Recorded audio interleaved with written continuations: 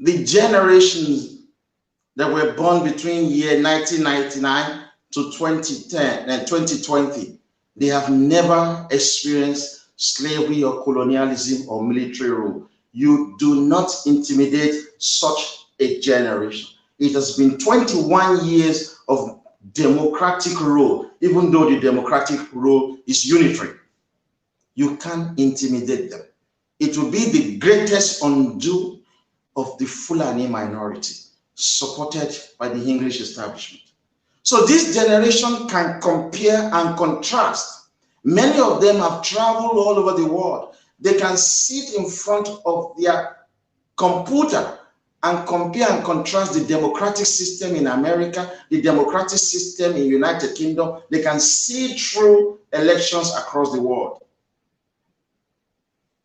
Some of them have lived in the United Kingdom, and they have noticed that the English, the Scottish, the Welsh, and the Northern Irish are all white-skinned with diverse political, social, and economic system. That is what they've seen. Many of them have never traveled out of Yoruba land, but through the internet, they have realized that United Kingdom is a country of 4 nations, of England, Scotland, Wales, and Northern Ireland. All of these people of these 4 nations have white skin, but they have diverse political system. So that is why Scotland, they do their own things irrespective of others. They have their own government. Scotland, they control the wealth in Scotland, the Scottish people. The English do their own thing, independent of others. The same thing in Wales, the same thing in Northern Ireland. This Yoruba generation born between 1999 and 2020, they can see that in the United Kingdom, the English people have their own football teams. The Scottish people have their own separate football team. The Welsh, they have the same, and the Northern Irish have the same. All of them are yet in one country, but participating as an independent nation in FIFA football competition. They have seen that the system in England is different from the system in Scotland. Yet all of these 4 nations are in one country. So our children born between 1999 and 2020 can see through the lies in Nigeria.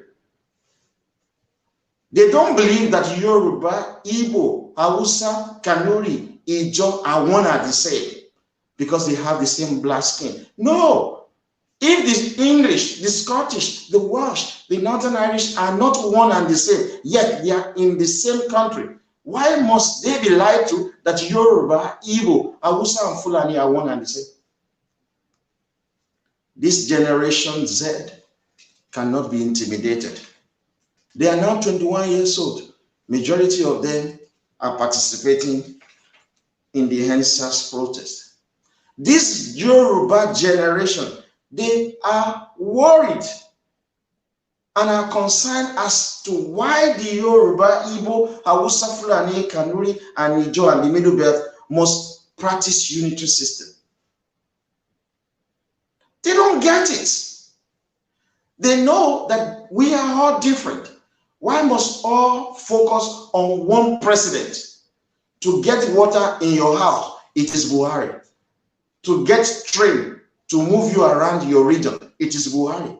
To get good education, it is Buhari. To get good health, it is Buhari. To eat, it is Buhari. To marry, it is Buhari. When people are killed, it is Buhari. When people are not killed, it is Buhari. Everything, it is Buhari. This generation Z, they are concerned as to why everything must go to Buhari. Some of them have lived in America. Some of them have used their social media to observe the elections in America. And you know what they noticed? They noticed that California has crude oil. Texas has crude oil. Alaska has crude oil. But none of these states, crude oil is controlled by the federal government of America. So they are concerned as to why the president of Nigeria must control the crude oil in Yoruba land, must control the crude oil in Niger Delta. This generation, some of them have lived in America. Some of them have used their internet to observe the going on in America, and they notice that the federal government of America does not control the taxes. The federal government of America does not control the police. The federal government of America does not control the military. Each state in America has its own military, its own police, control its own tax revenue.